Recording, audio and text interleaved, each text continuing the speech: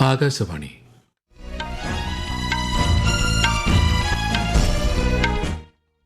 നമസ്കാരം.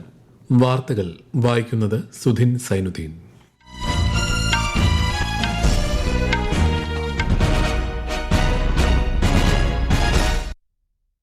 പ്രധാന വാർത്തകൾ.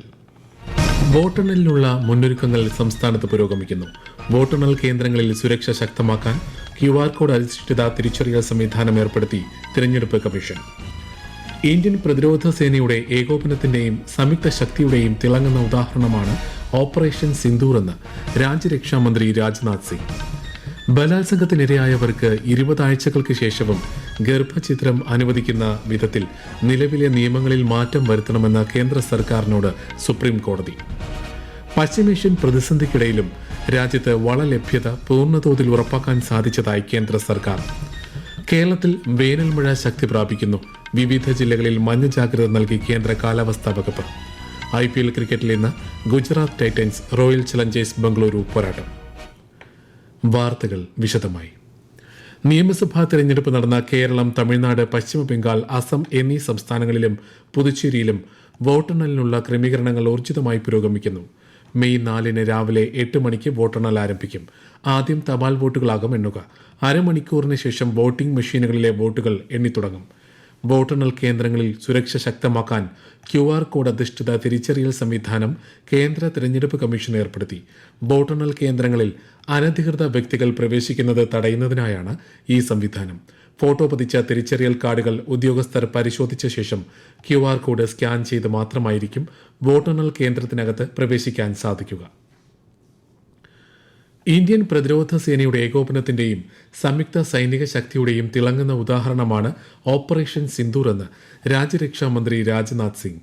ഭീകരവാദ പ്രവർത്തനങ്ങൾ വെച്ചുപൊറുപ്പിക്കില്ല എന്ന സന്ദേശമാണ് ഇതിലൂടെ ഇന്ത്യ ലോകത്തിന് നൽകിയതെന്നും ന്യൂഡൽഹിയിൽ നടന്ന ദേശീയ സുരക്ഷാ ഉച്ചകോടി 2.0 അദ്ദേഹം പറഞ്ഞു. പ്രതിരോധ മേഖലയിലെ നിർമ്മിത ബുദ്ധിയുടെ പ്രാധാന്യത്തെക്കുറിച്ചും അദ്ദേഹം വിശദീകരിച്ചു. സൈന്യത്തിന്റെ തന്ത്രപരമായ തയ്യാറെടുപ്പുകളിൽ AI നിർണായക ഭാഗമായി മാറിയെന്നും ശ്രീ രാജ്നാഥ് സിംഗ് പറഞ്ഞു. AI का अर्थ हमारे लिए है ऑगमेंटेड इन्फेंट्री. AI हमारी सेनाओं का एक अभिन्न अंग बन चुका है. यह हमारे फुट ऑन ग्राउंड यानी हमारी सेनाओं की क्षमता में वृद्धि भी कर रहा है. और आज के समय के युद्ध के हिसाब से हम हमारी सेना को एक टेक्नोलॉजी ड्रिवन और इंटीग्रेटेड फाइटिंग मशीन बनाने की ओर तेजी से आगे बढ़ रहे हैं. രാജ്യരക്ഷാമന്ത്രി രാജ്നാഥ് സിംഗ് ഇറ്റാലിയൻ പ്രതിരോധ മന്ത്രി ഗൈഡോ ക്രോസറ്റോയുമായി ന്യൂഡൽഹിയിൽ കൂടിക്കാഴ്ച നടത്തി. ഇരു രാജ്യങ്ങളും തമ്മിലുള്ള പ്രതിരോധ സഹകരണം, പ്രാദേശിക ആഗോള സുരക്ഷാ വിഷയങ്ങൾ എന്നിവ കൂടിക്കാഴ്ചയിൽ ചർച്ചയായി. ബലാത്സംഗത്തിനിരയായവർക്ക് 20 ആഴ്ചകൾക്ക് ശേഷവും ഗർഭചിത്രം അനുവദിക്കുന്ന വിധത്തിൽ നിലവിലെ നിയമങ്ങളിൽ മാറ്റം വരുത്തണമെന്ന് കേന്ദ്ര സർക്കാരിനോട് സുപ്രീം കോടതി. ബലാത്സംഗത്തിനിരയായ 15 വയസ്സുകാരിയുടെ 30 ആഴ്ച പിന്നിട്ട ഗർഭം അലസിപ്പിക്കാൻ അനുമതി നൽകിയ ഉത്തരവ് റദ്ദാക്കണമെന്ന എയിംസിന്റെ ഹർജി പരിഗണിക്കുകയായിരുന്നു കോടതി. അതിക്രമത്തിനിരയായ വ്യക്തി പ്രായപൂർത്തിയാകാത്ത കുട്ടിയാണെന്നും ഗർഭഛിദ്രം അനുവദിക്കാതിരുന്നാൽ ജീവിതകാലം മുഴുവൻ പിന്തുടരുന്ന പ്രത്യാഘാതങ്ങൾ അതുമൂലമുണ്ടാകുമെന്നും കോടതി നിരീക്ഷിച്ചു. ബലാത്സംഗത്തെ തുടർന്നുള്ള ഗർഭഛിദ്രത്തിൽ കർശന സമയപരിധി ഏർപ്പെടുത്താനാവില്ലെന്നും നിയമങ്ങൾ കാലത്തിനൊത്ത് മാറണമെന്ന് chief justice Surya Kant, justice Joymalya Bagchi എന്നിവരുടെ ബെഞ്ച് വ്യക്തമാക്കി. അമ്മയ്ക്ക് സ്ഥിരമായ വൈകല്യം ഉണ്ടാകുന്നില്ലെങ്കിൽ ഗർഭചിത്രം അനുവദിക്കാവുന്നതാണെന്നും അന്തിമ തീരുമാനം ആ വ്യക്തിയാണ് എടുക്കേണ്ടതെന്നും കോടതി പറഞ്ഞു. പശ്ചിമേഷ്യൻ പ്രതിസന്ധിക്കിടയിലും രാജ്യത്ത് വളലഭ്യത പൂർണ്ണതോതിൽ ഉറപ്പാക്കിയതായി കേന്ദ്ര സർക്കാർ. ആവശ്യകതയേക്കാൾ ഉയർന്ന തോതിലാണ് നിലവിൽ വളവിതരണമെന്നും വകുപ്പ് അഡീഷണൽ സെക്രട്ടറി അപർണ ശർമ്മ അന്തർമന്ത്രാലയ വാർത്താ സമ്മേളനത്തിൽ പറഞ്ഞു. രാജ്യത്തുടനീളം LPG, പെട്രോൾ, ഡീസൽ എന്നിവയുടെ വിതരണം തടസ്സമില്ലാതെ തുടരുന്നതായും ഗാർഹിക LPG വിതരണം പൂർണ്ണമായും ഉറപ്പാക്കിയിട്ടുണ്ടെന്നും പെട്രോളിയം മന്ത്രാലയം ജോയിന്റ് സെക്രട്ടറി സുജാത ശർമ്മ പറഞ്ഞു. ബുദ്ധപൂർണിമയോടനുബന്ധിച്ച് രാഷ്ട്രപതി ദ്രൗപദി മുർമു ആശംസകൾ നേർന്നു. ശ്രീബുദ്ധന്റെ സന്ദേശങ്ങൾ മനുഷ്യരാശിക്ക് എന്നും വഴികാട്ടിയാകുമെന്ന് രാഷ്ട്രപതി ആശംസാ സന്ദേശത്തിൽ പറഞ്ഞു. ഈ വാർത്തകൾ ആകാശവാണിയിൽ നിന്ന്.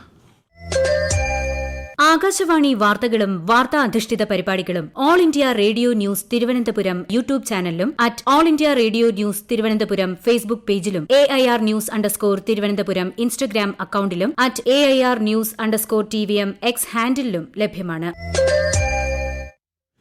ഏപ്രിലിൽ വൈദ്യുതി ക്ഷാമം കൂടാതെ 256 ഗിഗാവാട്ട് എന്ന എക്കാലത്തെയും ഉയർന്ന വൈദ്യുതി ആവശ്യം നിറവേറ്റാൻ രാജ്യത്തിന് സാധിച്ചതായി കേന്ദ്ര പുനരുപയോഗ ഊർജ്ജ മന്ത്രി പ്രഹ്ലാദ് ജോഷി. മൊത്തം വൈദ്യുതി ആവശ്യത്തിന്റെ 21% ലഭിച്ചത് സൌരോർജ്ജത്തിൽ നിന്നാണെന്നും അദ്ദേഹം സമൂഹമാധ്യമത്തിൽ കുറിച്ചു. സംസ്ഥാനത്ത് ഇന്നലെ പരിമിതമായ വൈദ്യുതി നിയന്ത്രണം മാത്രമാണ് വേണ്ടി വന്നതെന്ന് KSEB. വേനൽമഴ മൂലം വൈദ്യുതി ആവശ്യകതയിൽ നേരിയ കുറവുണ്ടായിട്ടുണ്ട്. വൈദ്യുതി ഉപഭോഗം പൊതുവെ വർദ്ധിച്ചു നിൽക്കുന്ന സാഹചര്യത്തിൽ വൈദ്യുതി ലാഭിക്കുന്നതിനുള്ള മാർഗ്ഗങ്ങൾ കഴിയാവുന്നത്ര സ്വീകരിക്കണമെന്ന് വൈദ്യുതി വകുപ്പ് additional chief secretary Puneet Kumar അഭ്യർത്ഥിച്ചു. സ്വിച്ച് ഓഫ് ചെയ്താലും പ്ലഗ് പോയിന്റുകളിൽ കണക്ട് ചെയ്തിരിക്കുന്ന ഉപകരണങ്ങളിൽ നിന്ന് വൈദ്യുതി നഷ്ടപ്പെടാൻ സാധ്യത ഉള്ളതിനാൽ ഉപയോഗശേഷം പ്ലഗുകൾ ഊരിയിടുന്നത് നല്ല ശീലമാണ്. എയർ കണ്ടീഷണറുകൾ ഉപയോഗിക്കുമ്പോൾ താപനില 76 ഡിഗ്രി സെൽഷ്യസിലെ ക്രമീകരിക്കുന്നതിനും ഫാനുകളോടൊപ്പം പ്രവർത്തിപ്പിക്കുന്നതിനും ഫിൽട്ടറുകൾ കൃത്യമായി വൃത്തിയാക്കുന്നതിനും വൈദ്യുതി ഉപഭോഗം ഗണ്യമായി കുറയ്ക്കാൻ സഹായിക്കും. വൈകുന്നേരം 6 മണി മുതൽ രാത്രി 12 മണി വരെ ഇലക്ട്രിക്കൽ വെഹിക്കിൾ ചാർജറുകൾ, വാഷിംഗ് മെഷീനുകൾ തുടങ്ങിയ ഉയർന്ന വൈദ്യുതി ഉപയോഗിക്കുന്ന ഉപകരണങ്ങളുടെ ഉപയോഗം പരമാവധി ഒഴിവാക്കുന്നതിന് ആവശ്യകത കുറയ്ക്കാൻ സഹായിക്കും. കേരളത്തിൽ നിന്നുള്ള ഈ വർഷത്തെ ആദ്യ ഹജ്ജ് വിമാനം കൊച്ചി നെടുമ്പാശ്ശേരി വിമാനത്താവളത്തിൽ നിന്നും ഇന്ന് പുറപ്പെട്ടു. 430 തീർത്ഥാടകരാണ് ആദ്യ സംഘത്തിലുള്ളത്.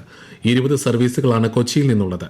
കൊച്ചി, കണ്ണൂർ, കോഴിക്കോട് എന്നീ 3 ഹജ്ജ് എംബാർക്കേഷൻ പോയിന്റുകളിൽ നിന്നുമായി 13,194 പേരാണ് സംസ്ഥാനത്ത് നിന്നും ഇത്തവണ ഹജ്ജ് തീർത്ഥാടനത്തിനായി യാത്ര തിരിക്കുന്നത്. സംസ്ഥാനത്ത് വേനൽമഴ ശക്തി പ്രാപിക്കുന്നു. ഒറ്റപ്പെട്ട ശക്തമായ മഴയ്ക്കുള്ള സാധ്യത കണക്കിലെടുത്ത് തിരുവനന്തപുരം, കൊല്ലം, പത്തനംതിട്ട, ആലപ്പുഴ, കോട്ടയം, ഇടുക്കി, എറണാകുളം ജില്ലകളിൽ കേന്ദ്ര കാലാവസ്ഥാ വകുപ്പ് ഇന്ന് മഞ്ഞ ജാഗ്രത പ്രഖ്യാപിച്ചു. കോട്ടയം, ഇടുക്കി, മലപ്പുറം, വയനാട് ജില്ലകളിൽ നാളെയും, ആലപ്പുഴ, കോട്ടയം, എറണാകുളം, ഇടുക്കി, കോഴിക്കോട്, വയനാട്, കണ്ണൂർ ജില്ലകളിൽ മറ്റന്നാളും മഞ്ഞ ജാഗ്രത നൽകിയിട്ടുണ്ട്. വിവിധ ജില്ലകളിൽ പകൽ 10 മുതൽ 3 മണി വരെയുള്ള സമയങ്ങളിൽ ഉയർന്ന അൾട്രാ വയലറ്റ് സൂചിക രേഖപ്പെടുത്തുന്നതിനാൽ ജനങ്ങൾ ജാഗ്രത പാലിക്കണമെന്നും നിർദ്ദേശമുണ്ട്. ലക്ഷദ്വീപിലേക്ക് കൂടുതൽ വിനോദസഞ്ചാരികളെ ആകർഷിക്കാൻ നിയന്ത്രണങ്ങളിൽ ഇളവ് വരുത്തി ലക്ഷദ്വീപ് ഭരണകൂടം. വിനോദസഞ്ചാരികൾക്ക് നിർബന്ധമായും വേണ്ടിയിരുന്ന പോലീസ് ക്ലിയറൻസ് സർട്ടിഫിക്കറ്റും ദ്വീപിൽ നിന്നും ലഭ്യമാക്കേണ്ട സ്പോൺസർഷിപ്പും ഒഴിവാക്കി. പുതിയ വ്യവസ്ഥ പ്രകാരം സഞ്ചാരികൾക്ക് ആധാർ കാർഡും ഫോട്ടോയും മാത്രം സമർപ്പിച്ച് ദ്വീപുകളിലേക്കുള്ള എൻട്രി പെർമിറ്റുകൾക്കായി ഓൺലൈനായി അപേക്ഷിക്കാം. സന്ദർശിക്കാൻ ഉദ്ദേശിക്കുന്ന ദ്വീപുകൾ വ്യക്തമാക്കി ഹെറിറ്റേജ് ഫീസ് അടയ്ക്കേണ്ടതുണ്ട്. കുറഞ്ഞത് 14 ദിവസം മുൻപെങ്കിലും അപേക്ഷ സമർപ്പിക്കണമെന്ന് അഡീഷണൽ ജില്ലാ മജിസ്ട്രേറ്റ് പുറത്തിറക്കിയ ഉത്തരവിൽ പറയുന്നു. രാജ്യത്തെ ഓഹരി വിപണികളിൽ നഷ്ടം. സെൻസസ് 582 പോയിന്റ് താഴ്ന്ന് 76,913 നിഫ്റ്റി 180 പോയിന്റ് നഷ്ടത്തിൽ 23,997 വ്യാപാരം അവസാനിപ്പിച്ചു. സ്വർണ്ണവിലയിൽ ഇന്ന് 3 തവണ വർധനവുണ്ടായി. ഇന്നലത്തെ വിലയിൽ നിന്നും പവന് 1,680 രൂപ വർദ്ധിച്ച് 1,12,000 രൂപയും ഗ്രാമിന് 14,000 രൂപയുമാണ് ഇന്നത്തെ വില. ആഗോള വിപണിയിൽ കഴിഞ്ഞ 4 വർഷത്തെ ഏറ്റവും ഉയർന്ന നിലയിലെത്തിയ അസംസ്കൃത എണ്ണവില വീണ്ടും കുറഞ്ഞു തുടങ്ങിയിട്ടുണ്ട്. IPL ക്രിക്കറ്റിൽ ഗുജറാത്ത് ടൈറ്റൻസ് റോയൽ ചലഞ്ചേഴ്സ് ബംഗളൂരുവിനെ നേരിടുന്നു. ടോസ് നേടിയ ഗുജറാത്ത് ബൌളിംഗ് തെരഞ്ഞെടുത്തു. അഹമ്മദാബാദിലെ നരേന്ദ്രമോദി സ്റ്റേഡിയത്തിൽ അല്പസമയം മുൻപാണ് മത്സരം ആരംഭിച്ചത്. പേർഷ്യൻ ഗൾഫ് മേഖല ഭാവിയിൽ അമേരിക്കൻ സാന്നിധ്യത്തിൽ നിന്നും മുക്തമാകണമെന്ന് ഇറാൻ പരമോന്നത നേതാവ് മുജ്തബ ഖമനേയി. ഗൾഫ് മേഖലയിലെ വിഷയങ്ങളിൽ വിദേശ ശക്തികൾ ഇടപെടേണ്ടതില്ലെന്നും അദ്ദേഹം പേർഷ്യൻ ഗൾഫ് ദിന സന്ദേശത്തിൽ പറഞ്ഞു. ആണവ, മിസൈൽ ശേഷി അടക്കമുള്ള സാങ്കേതിക വിദ്യകൾ രാജ്യത്തിന്റെ ശക്തിയുടെ ഭാഗമാണെന്നും മുജ്തബ ഖമനേയി വ്യക്തമാക്കി. ലണ്ടനിൽ നടക്കുന്ന ITTF ലോക ടീം ടേബിൾ ടെന്നീസ് ചാമ്പ്യൻഷിപ്പിൽ സ്ലോവാക്കിയെ 3-2 പരാജയപ്പെടുത്തി ഇന്ത്യ ഗ്രൂപ്പ് ഘട്ടത്തിൽ ഒന്നാമതെത്തി. ഗ്രൂപ്പ് ഘട്ടത്തിലെ അവസാന മത്സരത്തിൽ ഇന്ത്യയുടെ വനിതാ ടീം ഇന്ന് റുവാണ്ടയെ നേരിടും. പ്രധാന വാർത്തകൾ വീണ്ടും. വോട്ടെണ്ണലിനുള്ള മുന്നൊരുക്കങ്ങൾ സംസ്ഥാനത്ത് പുരോഗമിക്കുന്നു. വോട്ടെണ്ണൽ കേന്ദ്രങ്ങളിൽ സുരക്ഷ ശക്തമാക്കാൻ QR കോഡ് അധിഷ്ഠിത തിരിച്ചറിയൽ സംവിധാനം ഏർപ്പെടുത്തി തിരഞ്ഞെടുപ്പ് കമ്മീഷൻ. ഇന്ത്യൻ പ്രതിരോധ സേനയുടെ ഏകോപനത്തിന്റെയും സംയുക്ത ശക്തിയുടെയും തിളങ്ങുന്ന ഉദാഹരണമാണ് ഓപ്പറേഷൻ സിന്ദൂർ എന്ന് രാജ്യരക്ഷാമന്ത്രി രാജ്നാഥ് സിംഗ്. ബലാത്സംഗത്തിനിരയായവർക്ക് 20 ആഴ്ചകൾക്ക് ശേഷവും ഗർഭഛിദ്രം അനുവദിക്കുന്ന വിധത്തിൽ നിലവിലെ നിയമങ്ങളിൽ മാറ്റം വരുത്തണമെന്ന് കേന്ദ്ര സർക്കാരിനോട് സുപ്രീം കോടതി. പശ്ചിമേഷ്യൻ പ്രതിസന്ധിക്കിടയിലും രാജ്യത്ത് വളലഭ്യത പൂർണ്ണതോതിൽ ഉറപ്പാക്കാൻ സാധിച്ചതായി കേന്ദ്ര സർക്കാർ. കേരളത്തിൽ വേനൽമഴ ശക്തി പ്രാപിക്കുന്നു. വിവിധ ജില്ലകളിൽ മഞ്ഞ ജാഗ്രത നൽകി കേന്ദ്ര കാലാവസ്ഥാ വകുപ്പ്. IPL ക്രിക്കറ്റിൽ ഇന്ന് Gujarat Titans royal Challengers Bengaluru പോരാട്ടം. വാർത്തകൾ കഴിഞ്ഞു. അടുത്ത വാർത്താ പ്രക്ഷേപണം 8:35.